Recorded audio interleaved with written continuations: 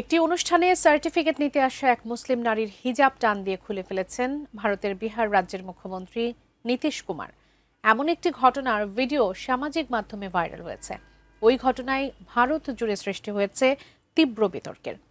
এ কারণে রাজনৈতিক অঙ্গনেও দেখা দিয়েছে ব্যাপক প্রতিক্রিয়া। এ নিয়ে বিস্তারিত জানাচ্ছেন জান্নাতুন নাহার জেরি। ভরা মঞ্চে এক নারীর হিজাব টানার অভিযোগে বিতর্কে জড়ালেন ভারতের বিহার রাজ্যের মুখ্যমন্ত্রী নীতিশ কুমার।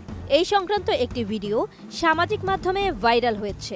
দশমবার মুখ্যমন্ত্রী হিসেবে শপথ নেওয়ার এক মাসের মধ্যেই নীতিশ কুমারের আচরণ ও মানসিক অবস্থা নিয়ে প্রশ্ন তুলেছেন সমালোচকরা।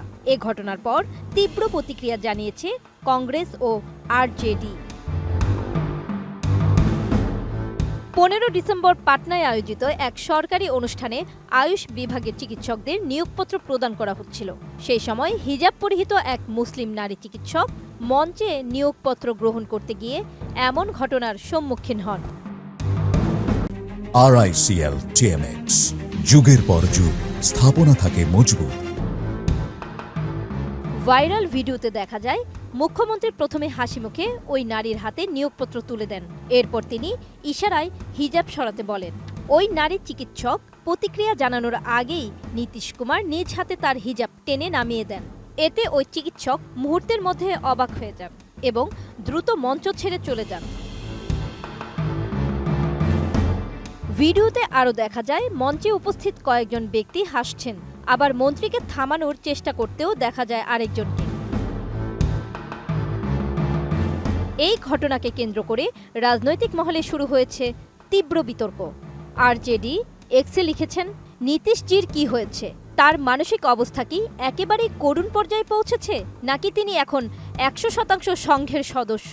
আরজেডি মুখপাত্র এজাজ আহমদ বলেন, পর্দা মানা এক মুসলিম নারীর হিজাব সরিয়ে দিয়ে নীতিশ কুমার দেখিয়ে দিয়েছেন নারী ক্ষমতায়নের নামে জেডিইউ বিজেপি কি ধরনের রাজনীতি করছে।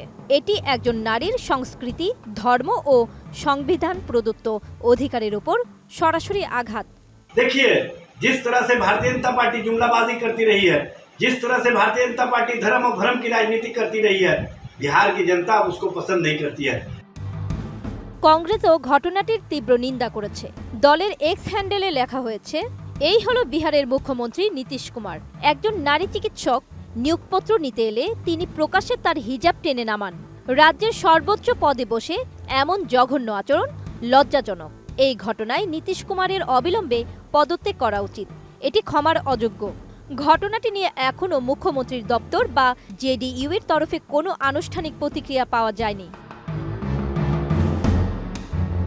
জান্নাতুন Nahar Jerry, desk report, ATN news.